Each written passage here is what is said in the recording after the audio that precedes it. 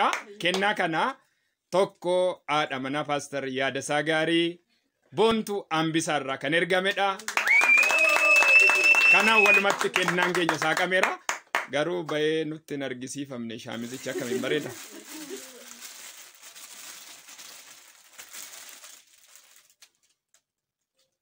Filannoo danda'u sirriitti filannoo danda'u.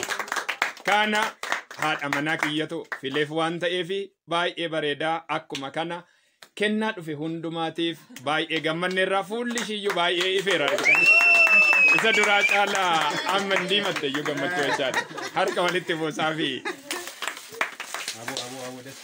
innaa baay'ee namatti tolee dhaggeeffatoota keenya amma immoo si'a lammataatiif kan dhufne kennaa kennamaa jiru amma kunoo kennaan waraabamaa jira.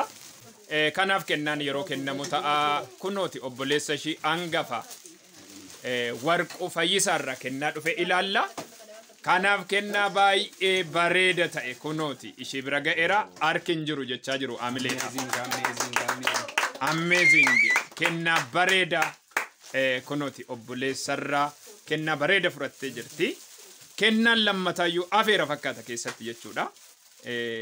Harki hin jiru jechaa jiru garuu.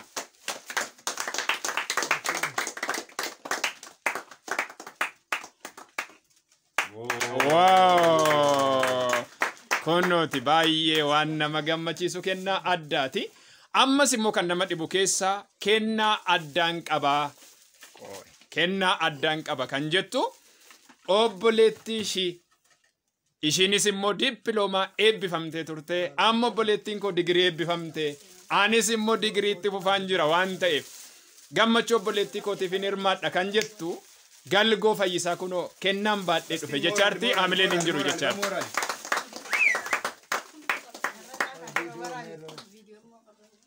Baay'ee namatti tola bakka kennaa kunooti amma kennaa biraan geesseetti. Ani hin beeku kennaan kun immoo haasaa qamu jechaa jiru namoonni.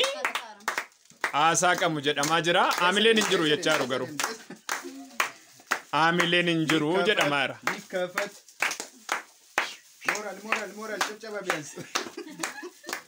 Amileen hin jiru jedhamaa jira. Saaqaa irtigaa kennaa kana ilaaluudhaaf jecha saaqamaa jira. Garuu walumaa gala kennaan dhufu hundinuu.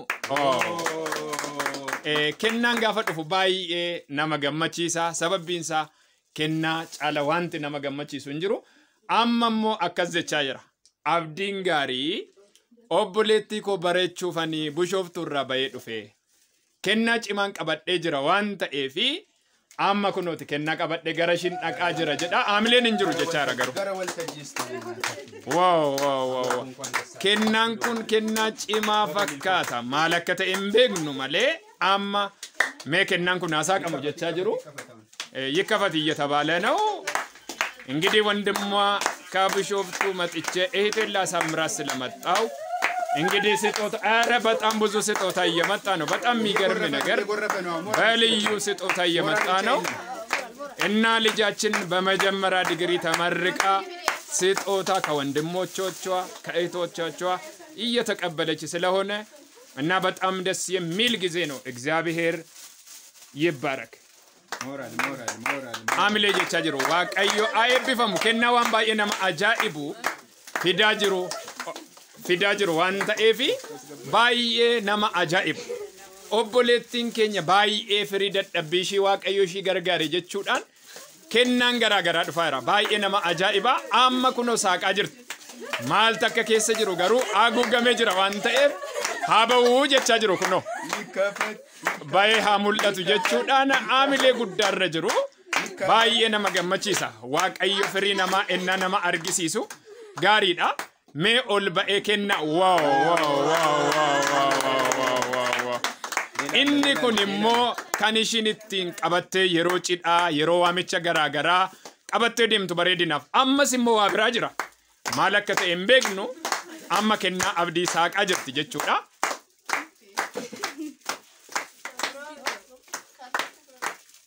Kanaaf saaqaa jirti. Mee maal akka ta'e mee harka walitti buusaa jedhamaa jira amilee. Baay'ee waa bareeda kunooti. sa'aatii harkaa bareeda argatte amma immoo baacuuni ani obboleettii koo bareechuu jedheetanii Finfinneedhaa bahee dhufe. Bareedinni obboleettii kootii ana bareedina waan ta'eefan Finfinnee bahee dhufe. Anis immoo digiriin barachaa jira eebbi koo dhiyaateera jetti. Mee harka walitti buusaa obboleettiidhaaf ammas. Wow. Baay'ee kennaa yaa'aa jira. Ammallee baay'ee kan namatti tolu. Maatiin keenya maatii jaallatamoo, maatii jaalala guddaa walii qaban, maatii kabaja guddaa walii qaban, maatii ulfina walii kennanidha. Baay'ee jaalala obbolummaa addaa kan qabnudha. Ammas kennaan addaa dhufaa jira. Kennaan addaa dhufaa jira. Kennaan addaa dhufaa jira. Waa. Amma immoo roobeen akkas jetti. Obboleettii haadha kootiitiif kennaa fideen dhufe. Roobe jechuun immoo amma mucayyoon argitan kun. Mucayyoon argitan kuni lixa shawaatti miidhaginaan dorgomtee lammaffaa kan baatedha. Kanaaf ishiin immoo akkuma kana beeksisa maaltaa yookiin immoo dhugaatii alkoolii hin qabne beeksisa irratti kan hojjettudha. Baay'ee mucaa waan gaariitti guddachaa jirtudha. Mucayyoon kuni aamileen hin jiru jechaa jirti garuu. Abanamu jedhamaa jira. Kennaan roobee abanamu jedhamaa jira. Aamileen hin jiru, aamileen hin jiru. Ere moraalsitu. Nama ajaa'iba baay'ee maatiin keenya jaalala guddaa qaban argisiisaa jira. Waa.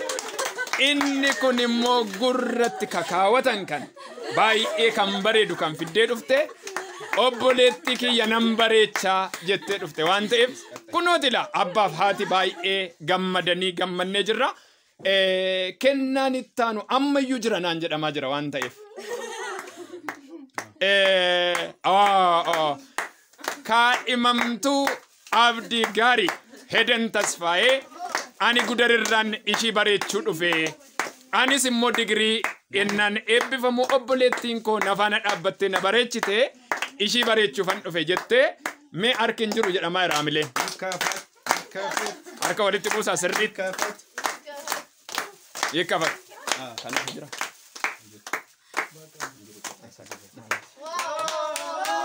Esti. Waa. Kunnooti uffata baay'ee bareedudha kennaan kennamaa jiru.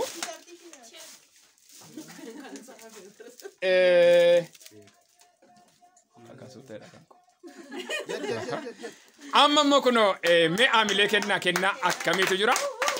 Amma immoo obboleessi ishii afuurattis foonittis obboleessa ta'e akkuma kana Paaster Yaadasaa Gaariin immoo kennaa qabatanii dhufan obboleettii kootiif kennuudhaaf yeroon itti dhiyaadhu ta'a.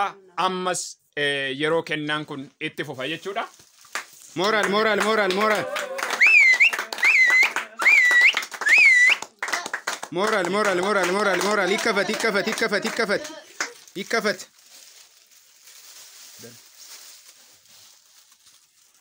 Hiikkafat.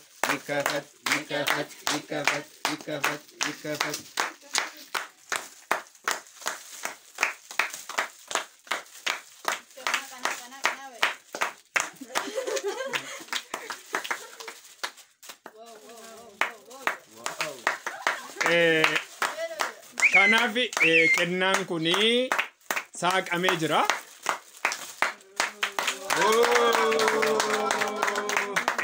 Kennaan kuni saaqamee jira. Kennaan kun gosa lamaan dhufe jechuudha. Kennaa kana tokko haadha mana Paaster Yaadasaa Gaarii Boontuu Ambisaarraa kan ergamedha. Kanaan walumatti kennaan keenya saaqameera. Garuu bahee nutti hin argisiifamne shaamizichi akkamiin bareeda.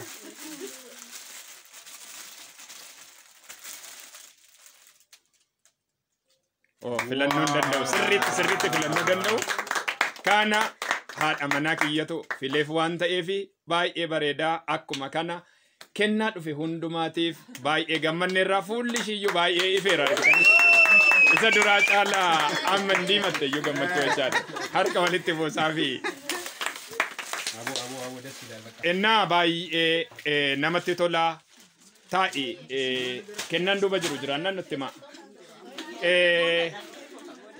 Tole kana baay'ee gammannee jirra. Namoonni miidiyaa furtuu dhalootaa tuub hordoftan hundi keessanii akkuma argitan maatii keenya gidduutti jaalala akkasii baay'ee bareedaatu jira. Maatii keenya gidduu akkuma kana obbolaan wal kabajuu, wal jaalachuu, jaalala addaatti maatii nu guddisanidha. Maatii baay'ee kabaja guddaa qabnuufidha.